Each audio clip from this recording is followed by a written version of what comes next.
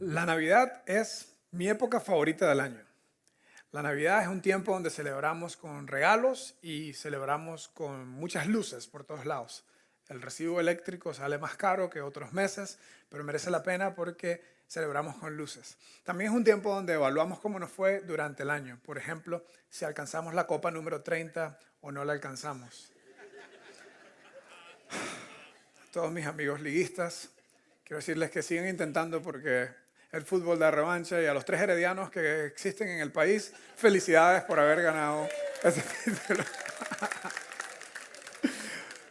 Uy, chica, ya se dañó la introducción de la charla que yo tenía preparada, ¿verdad? Por cierto, estamos transmitiendo en línea para nuestros amigos de Open House que se han ido de vacaciones o si tienes algún familiar, nada más en la página, en Facebook está el link y se lo puedes reenviar. Así que vamos a empezar de nuevo. Ok, bien portados, ahora sí. La Navidad es mi época favorita del año.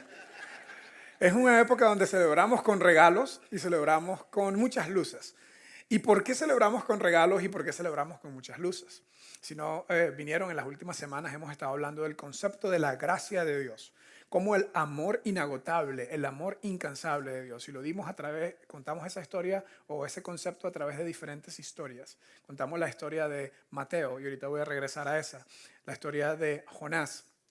También la contamos en esa serie de charlas pasadas. Y también contamos la historia de Lucas capítulo 15, donde a través de tres parábolas o tres historias Jesús habla de su gran amor por las personas que están lejos de él.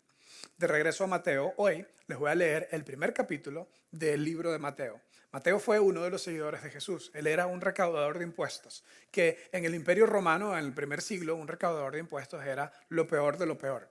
Era una persona que había vendido a su patria porque trabajaba cobrando el impuesto a sus coterráneos y le daba el impuesto a Roma y se quedaba con una gran parte, por lo cual era un traidor a su propia patria y al mismo tiempo un recaudador de impuestos era una persona corrupta porque muchos de los impuestos eran ilegales o ilegítimos y terminaban haciendo toda clase de trampa en cuanto a esto. Y ese era Mateo y sin embargo a esa persona con ese pasado, con esa vida, Mateo era uno de esos que no encajó en el mundo religioso de su tiempo. Dejó de ir a la sinagoga cuando ya no lo obligaban y se dio cuenta que era muy difícil para él cumplir algunos de los mandamientos y poco a poco se fue alejando y se encontró muy lejos de casa, espiritualmente hablando. Se encontró lleno de mucho tal vez dinero, mucho exceso, pero mucha oscuridad en su vida también. Y un día Jesús vino y le dijo, Mateo, sígueme. Y se convirtió en uno de los discípulos de Jesús. Y él también se convirtió en uno de los biógrafos de Jesús. Y al contar la biografía de Jesús, según San Mateo, en el primer capítulo nos da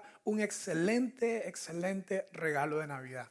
Nos da un regalo de Navidad porque Mateo escribe en su biografía escribe cuatro personas que no se suponían que debían estar en la biografía. Específicamente cuatro mujeres. Cuatro mujeres están en la biografía de Jesús, más bien en la genealogía de Jesús en el libro de Mateo. Y estas cuatro mujeres tenían un pasado terrible, un pasado que podríamos decir en muchos casos vergonzoso. Cosas que habían sucedido en su vida que eran muy difíciles. Sin embargo, son las abuelas de nuestro Señor. Una mujer que se llama Tricia Robinson, que pinta diferentes artes, hizo una pintura de las cuatro, le llamó ella, las cuatro mujeres, y ella les dio una corona a cada una, porque aunque eran mujeres con una vida que en su pasado habían tenido muchas cosas de las que se avergonzaban, ellas fueron elegidas para estar en la genealogía de Jesús. Un detalle. En la Biblia, de vez en cuando, si estás leyendo la Biblia, te encuentras con largas historias de nombres y genealogías, porque era muy importante en aquel tiempo registrar la legitimidad de los eventos y hacían esto a través de escribir de quién era la familia de donde venía una persona importante. Pero siempre utilizaban al padre y no a la madre, porque así como en nuestros países latinos el apellido principal es el apellido del papá, la sociedad de este tiempo era aún más patriarcal que ahora y aún mucho más machista que ahora. O sea que los nombres de estas mujeres los nombres de las mujeres no aparecían en ninguna genealogía, en ningún récord de genealogía. Sin embargo, Mateo decidió poner a estas 4 mujeres en la genealogía de la persona más importante, en la genealogía del Señor. ¿Y por qué Mateo puso eso? Algunas personas piensan porque las 4 eran mujeres gentiles, es decir, no eran judías, aunque una de ellas fue el tiempo antes incluso de que Moisés diera la ley, antes de que hubiese el judaísmo como una forma de identificar a tu nación. Entonces, tal vez esa no es la teoría. Pero otra cosa que las 4 tienen en común es que tienen un pasado de vergüenza. Tienen un pasado de pecado, aunque también tenían otras cosas como abuso. Era una de las cosas porque el mundo era demasiado machista. Pero en lugar de seguir contando, les voy a comenzar a leerles la historia del primer capítulo de la Biblia, el primer capítulo del Nuevo Testamento, donde Mateo comienza su biografía de Jesús hablando la genealogía de dónde venía él. Y dice así: Abraham, el primer judío, fue el padre de Isaac. Isaac fue el padre de Jacob. Estos 3 muy importantes en el mundo judío. Probablemente todos hemos escuchado el Dios de Abraham, el Dios de Isaac, el Dios de Jacob. Estos eran los que se llamaban los patriarcas porque Dios llamó a Abraham y ese llamado que tuvo fue súper importante acerca de la nación judía. El punto es que esos son los primeros 3 nombres que nos da Mateo acerca de la genealogía de Jesús. Luego nos habla de Jacob. Jacob fue el padre de Judá. Un detalle interesante, ¿verdad? Es otra historia para otro día, pero Judá fue el 4.º hijo de Jacob de la primera esposa que él tuvo. Un pequeño chisme, tuvo 4 esposas en total, lo cual nunca es una buena idea, porque si tienes muchas esposas tienes que tener una favorita, ¿verdad? Es como que terrible. En aquel tiempo esas cosas sucedían y resulta que la primera esposa de Judá de Jacob se llamó Lea, y la segunda esposa se llamó Raquel, y después tuvo otras 2 esposas más, porque así eran como se hacían las cosas. Estamos hablando de 1900 años antes de Cristo, ¿ok? Estamos hablando hace un montononón de tiempo. Lo cierto es que Judá fue el 4.º hijo de Lea, su primera esposa, y aunque no era el mayor, se convirtió cuando Jacob estaba en su lecho de muerte, le dio la bendición del primogénito, se la dio a él, porque era el más líder, era el muchacho que tenía mayor liderazgo. No siempre era buen liderazgo el que él tenía, porque incluso muchas veces utilizó su liderazgo para bien y muchas veces lo utilizó para mal. Por ejemplo, cuando los hermanos de José estaban en ese dilema si lo mataban o si lo vendían, Judá fue el que dirigió la batuta, fue el que tomó la batuta y dijo que vamos a ganar con matarlo, mejor vendámonos y le sacamos una platica, ¿verdad? Entonces él fue el que influenció a sus hermanos para vender a José. Si tú crees que tienes problemas en tu familia, tienes que leer la Biblia porque hay unas familias bien disfuncionales ahí. El punto es que Judá fue ese 4.º hijo de Jacob, que fue uno de los hermanos de José, que influenció la venta de José a Egipto. El punto es que Judá es muy importante porque como se convirtió en el primogénito de Jacob, las profecías decían que de él iba a venir el Mesías, el Señor. Y Mateo lo incluye en esta historia. Y aquí es donde comienza la historia de las 4 mujeres. Judá, dice, fue el padre de Fares y de Zera. Probablemente nunca habían escuchado estos 2 nombres. Probablemente han leído la Biblia algunas veces, pero nunca habían escuchado estos 2 nombres. Porque a nadie en realidad le importan mucho estos 2 nombres en la historia de la Biblia. Sin embargo, Mateo los incluye y después dice, fue padre de Fares y de Zera, cuya madre fue Tamar. ¿Ok? Ahora, un par de notas aquí. La primera mujer que se nos da en la historia es Tamar. Tamar fue una mujer cananea, era de la región de Canaán, donde vivía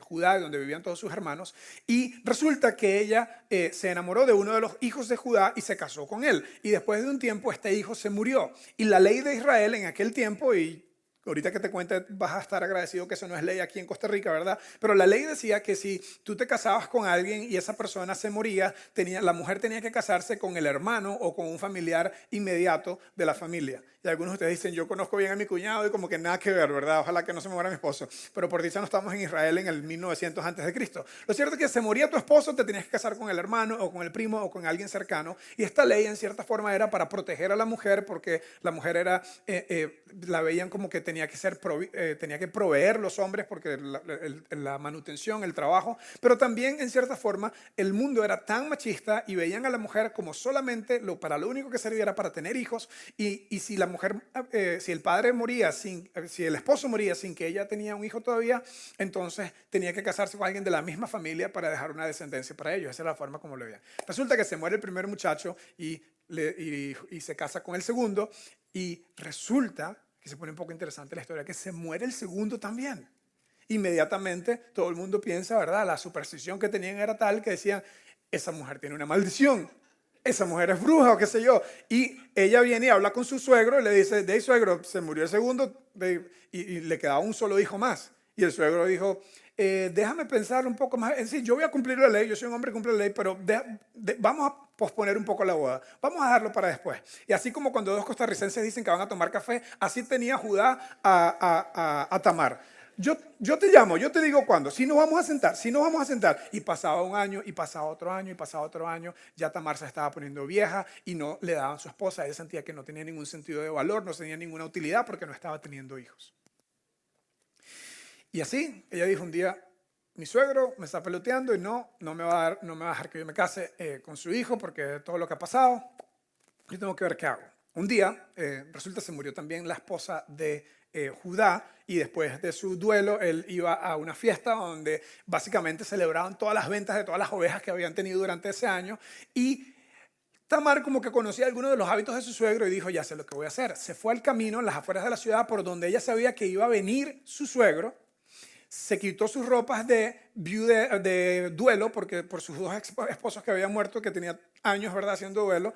Se puso ropa de prostituta, dice la Biblia, ¿verdad? Yo no sé cuál es el design, ¿verdad? Yo no sé cuál es el estilo de ese tipo de ropas, pero la Biblia dice, se vistió con ropa de prostituta y se fue y se encontró y dice que tenía un velo. Y entonces su suegro no pudo darse cuenta que era la nuera y pues cuando su suegro ve a una prostituta, ¿verdad? Ahí en la calle del centro de, no sé, donde sea que andaba él o en las afueras de la ciudad, resulta que se acerca a ella y comienza una negociación. Eso está en la Biblia. Si ustedes creen que la Biblia no es interesante, no has leído esta parte, ¿verdad? Entonces comienzan a negociar. Él le dice, no sé, ¿cuál es el precio? Entonces ella le dice, no sé, ¿qué tienes tú? Bueno, tengo unos chivitos, unas ovejas, ¿qué te doy? Bueno, un chivito está bien, un chivo, pero como no lo ando conmigo, te lo mando después. Y ella dice, yo sé que tú eres un hombre de palabra. No me has dado el esposo todavía, pero como yo sé que tú eres un hombre de palabra, pero por si acaso, déjame algo en garantía. Y él le dejó su anillo, que era como la firma, el sello de las personas en aquel tiempo, lo cual dice también que era un líder en la sociedad, y le dejó un bastón y una chaqueta. Y entonces él dijo, tranquilo, yo voy a mandar a uno de mis empleados a que busque, a que te traiga el chivito y tú le devuelves mis cosas. Ok, quedamos así. Pasó lo que pasó, él se regresó a su casa, nada pasó y resulta que después de 3 meses comenzó a salirle pancita a Tamar. Y le vienen con el cuento a Judá. Y le dicen, ¿cómo están poniendo atención ustedes chismosos? ¿Cómo les encanta un chisme? Lean la Biblia. En la Biblia hay mucho chisme. Entonces, le llegan a Judá y le dicen, no va a saber usted esa mujer. Yo sabía que aparte de que tenía maldición, es una mala mujer, es una adúltera, cometió adulterio y nuestra ley dice que hay que quemarla en la estaca. Y Judá dice, ¿cómo es posible? Esa mujer no sirve para nada. Prepárenme la estaca y vamos a hacer la quema en la plaza central. Y sale toda la turba y traen a Tamar y Tamar viene atrás de ella con un bastón, una chaqueta y un anillo. Y cuando están a punto de quemarla, ella dice, está bien, yo me merezco este castigo. Pero nada más quiero que sepan que el padre de este niño es el dueño de estas cosas. Judá tomó la palabra y dijo, se suspende la quema. No vamos a quemar a nadie hoy. Tamar, venga acá, vamos a hablar. Bueno, continúa la historia. Tamar terminó convirtiéndose en esposa de Judá y tuvo un hijo. Y después ese hijo tuvo otros hijos que terminaron estando en la genealogía de Jesús. Entonces, esta mujer Tamar es una de las tatarabuelas de nuestro Señor Jesús. Y Mateo se aseguró que quedaría en la historia. La segunda mujer se llama, bueno, este es el texto de Mateo, sigue diciendo, Fares fue el padre de Hezrón, Hezrón fue el padre de Ram, Ram fue el padre de Aminadab, como ven, padre, porque así eran las genealogías, las mujeres realmente no tenían que estar en las genealogías, excepto lo que hace más especial estas 4, y dice, Aminadab fue padre de Nazón, por si acaso están embarazados y están buscando un nombre, ¿verdad? Estos nombres son muy significativos. Siguiente texto. Dice, Nazón fue el padre de Salmón y Salmón fue el padre de Boaz, cuya madre fue Rahab. Esta es una mujer más famosa en la Biblia, probablemente has escuchado de ella. En el tiempo de la conquista, Josué está a punto de entrar a la tierra prometida, pero primero tienen que conquistar Jericó.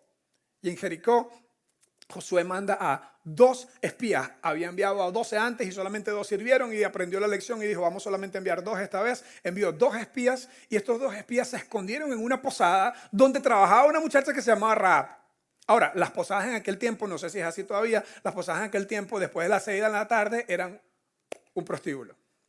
Y ahí trabajaba esta mujer. Y se conoce, en la versión de la Biblia con la que yo crecí, era Rahab la ramera. En la nueva versión le llaman Rahab la prostituta. Pero ahí sigue ella con ese nombre que le pusieron. Resulta que Rahab escondió a estos dos espías. Cuando venía el ejército de Jericó a buscarlo, gente del ejército de Jericó a buscarlo, los escondió y los ayudó a escapar. Y por ese acto de fe que ella tuvo en esta gente que venía a conquistar, ella fue adoptada, aunque era una mujer pagana, no era una mujer del pueblo de Dios, escogido por Dios, los judíos, fue una mujer adoptada a este grupo de personas y terminó casándose con un judío, y ese judío tuvo otro hijo, y ese hijo tuvo otro hijo, como Mateo nos está contando, que terminó estando en una familia muy, muy, muy, muy importante. Boaz, el siguiente texto dice, Boaz fue el padre de Obed, cuya madre fue Ruth. ¿Ok? Ahora, la historia de Ruth también tienen que leerla, es fascinante, es un poco extraña también. Una familia decide mudarse de Belén a Moab, porque la cosa estaba muy difícil en Moab, habían años de recesión. Si ustedes creen que este ha sido un mal año, estos fueron muchos años malos, entonces decidieron mudarse a otra ciudad porque en esa ciudad había más trabajo y en esa ciudad les fue peor. Terminaron estando allá 10 años, se murieron los dos hijos de esta familia que se habían casado con dos mujeres y una de ellas era Ruth. Al final se le muere el esposo a Noemí, la mamá de estos dos muchachos que se habían muerto. Entonces esta mujer queda viuda y queda sin sus dos hijos y decide regresarse, básicamente en pérdida total, decide regresarse a su país, a Israel, en Belén vivía ella. Y al regresarse, ella le dice a sus dos nueras o exnueras, porque sus hijos habían muerto, le dicen, vean, ustedes se ponen a su casa, yo me voy porque estoy amarga, estoy destruida. Y Ruth, dice, una se fue, le dio un beso, un abrazo y se fue, y Ruth le dijo, no me pidas que te deje, ni que te abandone, a donde quiera que tú vayas, yo iré, donde tú mueras, yo moriré, tu Dios será mi Dios, de ahora en adelante somos amigas, yo no te voy a dejar con este duelo, yo me voy contigo. Y Ruth se vino como moabita. La gente de Moab era lo peor de lo peor. La gente de Moab sacrificaba seres humanos. La gente en la religión siempre habían sacrificado animales, pero esta gente sacrificaba a personas, a seres humanos, incluso a bebés. Era una gente que tenía en realidad una vida terriblemente mala, pagana, y Ruth era de esa región, de esa zona. Se viene ahora a Israel, termina conociendo a un hombre que se llamó Boaz, y este hombre terminó siendo su esposo, aunque ella era una mujer que era de una raza, de otra raza o de otro grupo. Ella fue adoptada también a la gente de Israel y tuvieron un hijo, y ese hijo tuvo otro hijo, y de ahí viene la familia del rey David, que es lo que dice el siguiente texto. Isaí fue uno de los hijos, Isaí fue el hijo de Boaz con Ruth. Y Isaí fue el padre del rey David. El rey David lo pone Mateo en la genealogía porque era importantísimo, el rey David importantísimo en la historia de Israel. Después dice, entonces hasta ahora tenemos a Tamar, a Rahab y a Ruth. Tres mujeres que no eran judías, eran de fuera, habían tenido problemas con adulterio, habían tenido una era prostituta, y todas ellas están ahí. Y luego hay una más que nos dice, Mateo dice, David fue el padre de Salomón. Salomón fue uno de los reyes más importantes de Israel, cuya madre había sido Betsabé. Y aquí nos da, en la Biblia que yo leía cuando estaba pequeño, esto estaba en paréntesis, era como que por si acaso, ¿verdad? Que no se lo olvide. Betsabé fue la esposa de Urías. Si se dan cuenta, otra vez aquí hay otro chisme importante. David fue el padre de Salomón, cuya madre había sido Betsabé. Entonces David es el papá de Salomón, la mamá de Salomón es Betsabé, pero resulta que Betsabé es la esposa de otra persona. Ok. El chisme es así. Un día David estaba como a 45 años en el mejor momento de su reino, había conquistado todo lo que había que conquistar, aunque había un par de guerras todavía, pero ya él tenía gente que trabajaba para él, no trabajaba todos los días.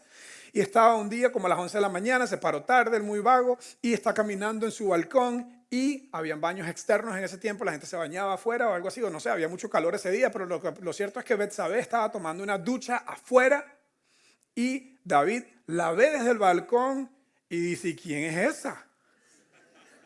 Mándenmela a traer. Y como con el rey nadie discute, le trajeron a la señora y tuvo relaciones con ella, la mandó otra vez para su casa y no pasó nada, nadie vio nada, ¿verdad? Según él. Resulta que un tiempo después Betsabé está embarazada. Le dicen a David, Betsabé está embarazada. Y él dice, mándenme a llamar de la batalla a que se venga su esposo para que esté con ella y vemos cómo hacemos damage control, vemos cómo tapamos esto aquí.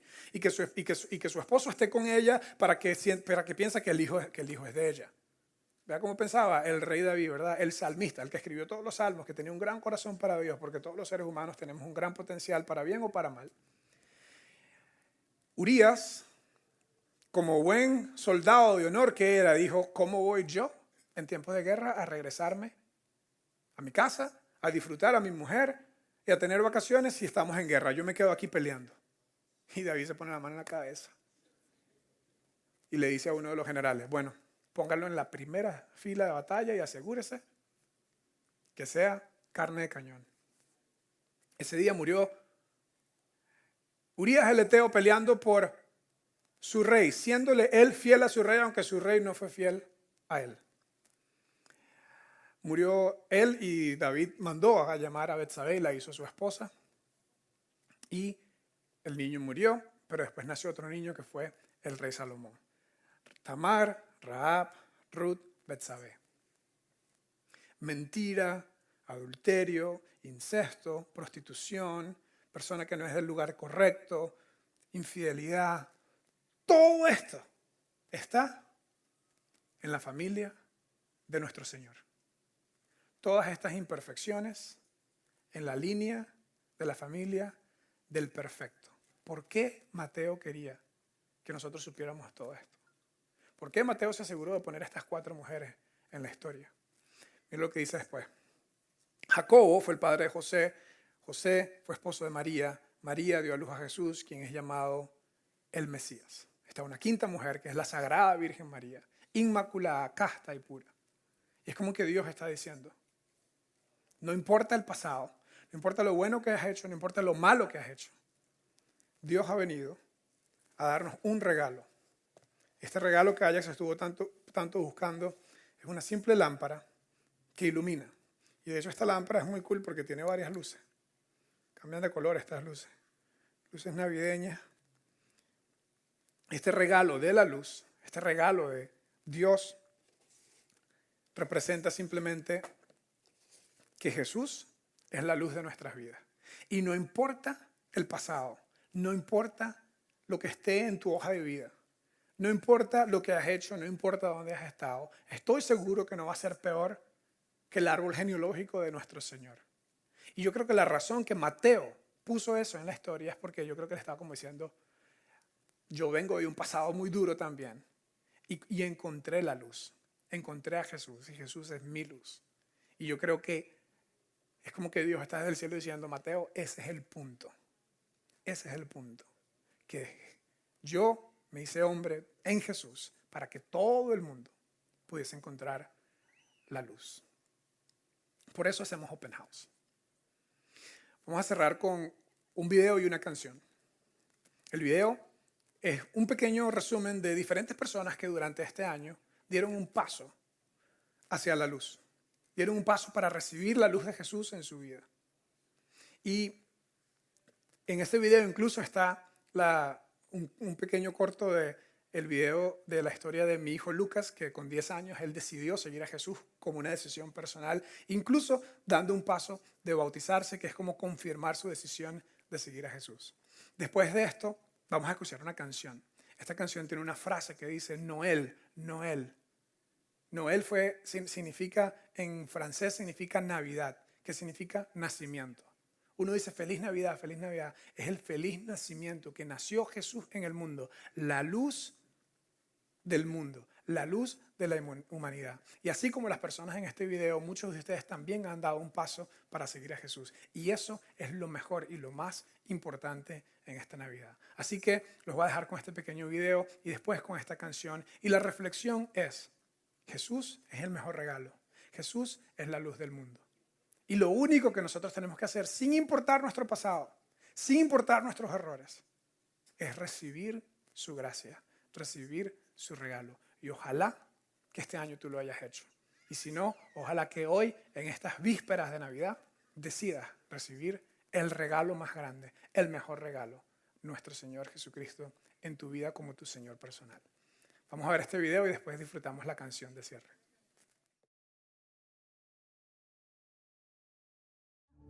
Creo que cada charla nos ha dejado una enseñanza positiva y es por eso que creo que es tan importante venir al Open House, porque nos refuerza lo importante que es tener a Dios en nuestras vidas, en nuestro matrimonio y ahora que somos padres en la crianza de nuestra hija. Y definitivamente al acercarme a Dios y saber que uno tiene que confiar en Él y que realmente su voluntad es la que se tiene que hacer y que uno tiene que más bien, en vez de imponerle a Él las cosas, decirle a Él que sea su voluntad y confiar en lo que Él quiere. Y hoy entiendo lo que significa, sé lo importante que es esa obediencia de bautizarme y también la humildad que tuvo Jesús de hacerlo, y como mi anhelo es poder seguir sus pasos, quiero hacerlo porque quiero ser obediente a Él. Ese es mi mayor anhelo. Estaba en Facebook y leo la página en Open y dicen una petición para orar. Lo mandé, me contestaron que estaban orando. Ya desde ahí comenzó un milagro. Cuando llegamos a la cita, el doctor ve a Samuel, le hace otras placas diferentes, nos vuelve a confirmar. Y él usó palabras que yo sé que Dios le puso en su corazón para decirme. Y él dijo que la malformación de Samuel está tan perfectamente hecha que hace que su pie tenga el mismo movimiento que tengamos cualquier persona. Y que él no le va a hacer nada, que él va a poder tener una vida feliz, va a poder brincar, caminar, y le dio de alta. Entonces, por eso es que estoy aquí. El hecho de ver a mis hijas creciendo con esta formación espiritual hacen que yo me sienta tan feliz, tan satisfecha, tan amada por Dios, porque nos trajo exactamente como al lugar justo, ¿verdad? Yo soy voluntaria en Upstreet. Básicamente yo creo que más que el impacto que uno pueda tener sobre los niños, porque definitivamente uno aprende mucho, es lo que ellos nos enseñan a nosotros. Es sorprendente ver la fe que usted encuentra en niños tan pequeños y cómo tú dices, mira, o sea, yo quiero que, por ejemplo, mi hijo sea así. Entonces yo sé que estoy en un lugar donde a mi hijo le están enseñando eso. Que la relación con Dios es lo mejor que puedo tener y es lo que más me va a llenar como ser humano.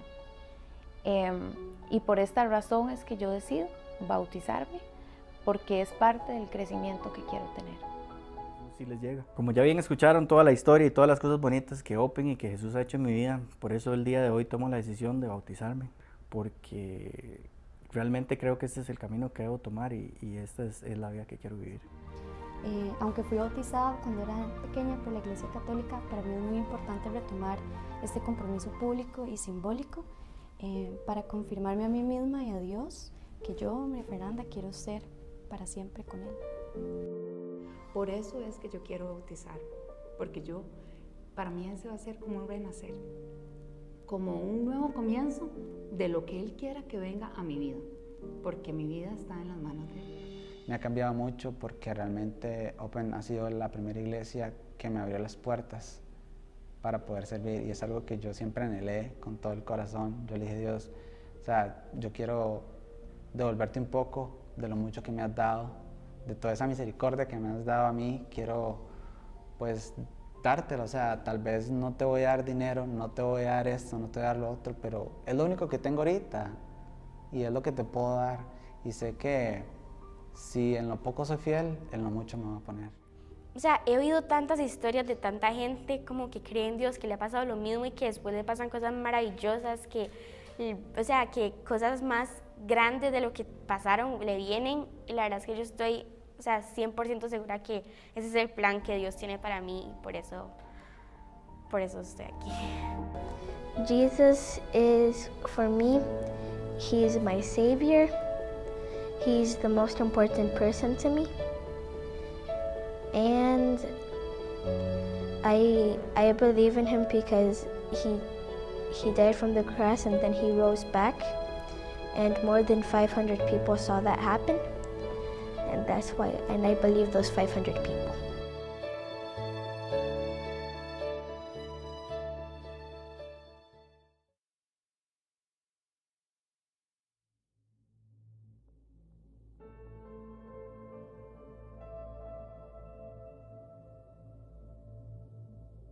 Love incarnate, love divine,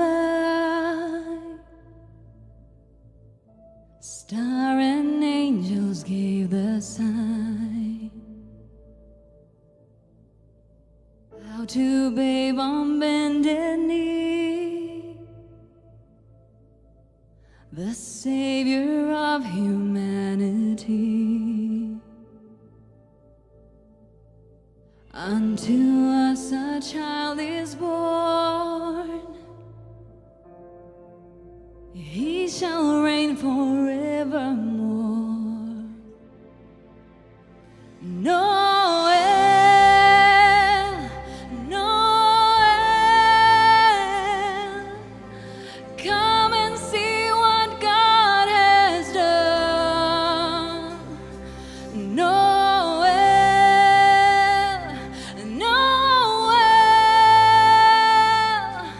the story of amazing love, the light of the world given for us. Noel,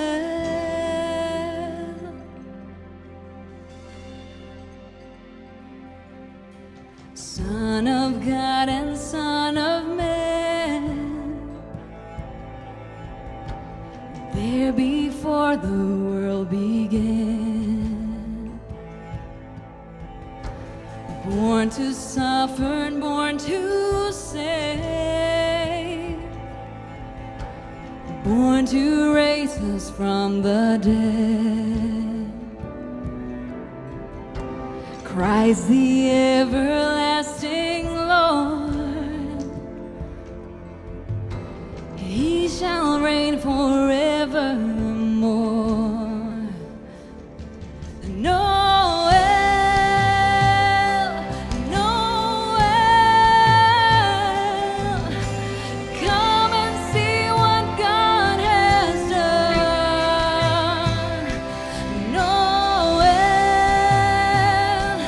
Noel, the story of amazing love, the light of the world given for us. Noel.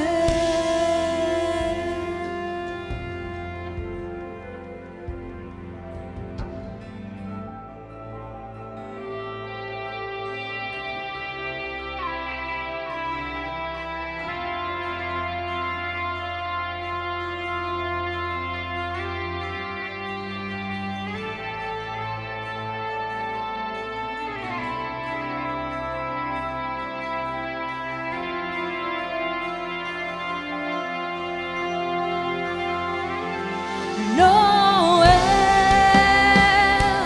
Noel, come and see what God has done.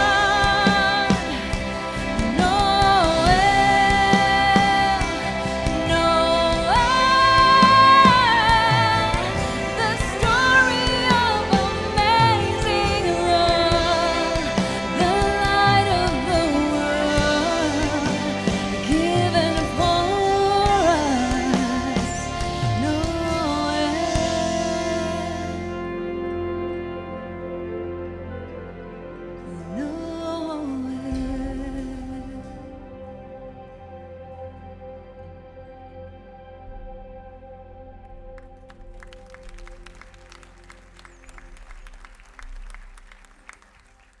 De eso se trata la Navidad, del maravilloso amor de Dios, de ver lo que Dios ha hecho. Y cada una de estas personas que estaban en ese video, que contaron su testimonio de cómo decidieron seguir a Jesús, es muy, muy, muy digno de celebrar. Y yo estoy seguro que entre nosotros hay otras personas que durante este año hicieron eso. Y qué bueno sería tal vez cerrar hoy la Navidad confirmando eso. Así que si tú estás entre nosotros, si tú estás aquí y eres una de esas personas que dices que este año fue un año clave para mí, un año donde comencé a seguir a Dios o ya creía en Él, pero tomé la decisión de seguirle más de cerca, de aprender más de Él, te quiero pedir que hagas algo dentro de un minuto, algo un poco incómodo incluso para cerrar. Te voy a pedir que te pongas de pie. Si este año ha sido el año donde tú dijiste, yo he decidido seguir a Jesús y no lo puse ahí en un video, pero está igual de cierto, te voy a pedir que en este momento te pongas de pie si ese es tu caso, porque queremos darte un fuerte aplauso, porque queremos que es la decisión más importante de tu vida. Así que si ese has sido tú,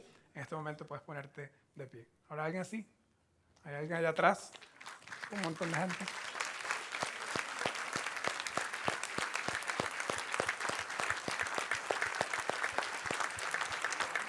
Muchas gracias, muchas gracias. Se pueden sentar y dentro de un ratito vamos a cerrar con una canción de Navidad, pero quiero que sepan ustedes que se han puesto de pie y tal vez si hay otras personas que no se pusieron de pie porque tal vez tienen un poco de vergüenza, la decisión de seguir a Jesús es simplemente, como hicieron todas estas personas que estaban en la genealogía de Jesús, como hicieron estas personas que estaban en el video, es sin importar tu pasado, sin importar tu religión, sin importar tu trasfondo, es recibir el regalo del amor de Dios, recibir el regalo de su gracia, recibir el regalo de su luz. Y de eso es que se trata la Navidad. Así que muchas gracias por haber estado con nosotros durante todo este año. Y si tú eres parte de Open House, de eso se trata lo que hacemos, de poder ser puente para que otras personas se puedan conectar con Dios. Así que merecía la pena que celebráramos eso el día de hoy. Muy bien, nos vemos el 12 de enero, 5 de enero vía video, 12 de enero en vivo, primera reunión del año, 12 de enero, pónganlo en su calendario y que tengan una muy feliz Navidad y un feliz año y nos vemos el próximo año. Lo dejamos con una canción más que la banda tiene. Esta fue petición mía, tengo que confesar, ¿verdad? Fue petición mía cuando les pedí que cantaran esta canción. Me dijeron, no, pero esa canción es de viejos. Y yo dije, bueno, yo espero que a la gente le guste, a mí me gusta, pero si no, al menos para hacerme muy feliz por todo el trabajo que yo he hecho en Open House durante este año. ¡Feliz Navidad!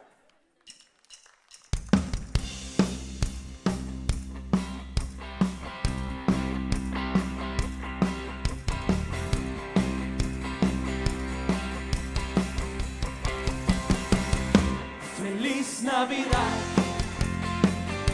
feliz Navidad, feliz Navidad, próspero año y felicidad. Feliz Navidad, feliz Navidad, feliz Navidad, próspero año y felicidad.